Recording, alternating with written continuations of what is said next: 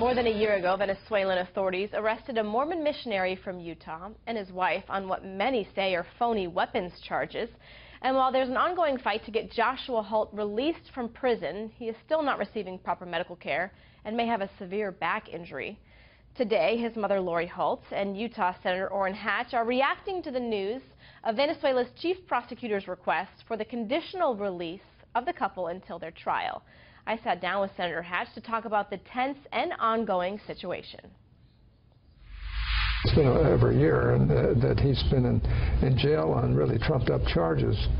And it's really pathetic because his parents are in Utah, and of course they're just beside themselves. And he's got a wife, and she has 2 children, and she's been locked up too. So it's been a really tragic thing. Also complicated because of the political situation in Venezuela. Maduro is the current president is in difficulty, and he's been difficult to deal with, but he claims he's going to try and resolve some of these problems. We'll see. Are there calls from the family for the president to step in? Would that make a difference at this point? Well, the president has stepped in, and so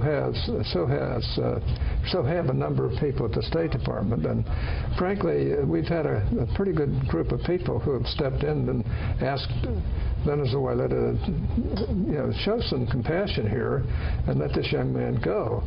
He was a Mormon missionary down there. That's how he speaks Spanish, and he married this woman who had 2 children, and they locked her up as well. It's pretty pathetic, and we're just hoping that we're reaching a point where they're going to be willing to let them go and get them up to Utah and let them live their lives out. They're able to see each other maybe once a day, and like you said, the mother hasn't been reunited with her children in well over a year. I do have to ask you sort of the elephant in the room here, because obviously you are in the center of a pretty big battle on Capitol Hill right now. You're the chairman of the Senate Committee on Finance. This isn't necessarily your first rodeo. It's not your first huge challenge that you've seen on the Hill.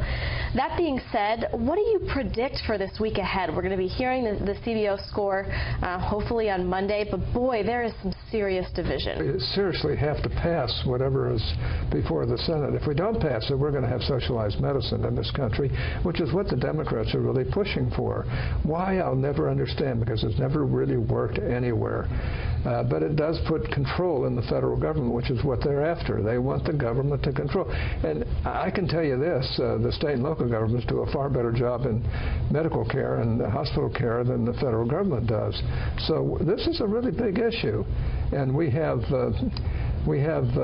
very slim majority to be able to win. We've got to have every Republican to be able to get this thing through. And then you look at conservatives, and you have this latest proposal by Senator Mitch McConnell, and you have Senator Cruz, who seems to like it, but then you have Senator Rand Paul, who seems to not like it, and those are some of the toughest conservatives in the Senate. And so it's as if you're not trying to make 2 parties happy, you're trying to make 6 different people happy at the same time, but you have to get this through. How do you do that? Most of us are conservatives, but I think they've taken it to an extreme. And my colleague Mike Lee is in the middle of this as well. I think that Cruz is trying to work this out so that we can have a successful conclusion to this. How can any Republican not want to get this worked out? And there should be some Democrats who do too, but they're not weighing in at all. They're not voting for anything. And frankly, if they have their way, we will go to socialized medicine. So it's a very serious problem, because it could fracture and hurt this country for decades to come. Well, it also gets in the way from progress such as tax reform. Oh, yeah. I know that's something that you're pretty passionate about, and you can't even begin to talk about tax reform until you get this done. That's a true statement, correct? Tax reform is the big issue, and frankly, we should be working on that right now.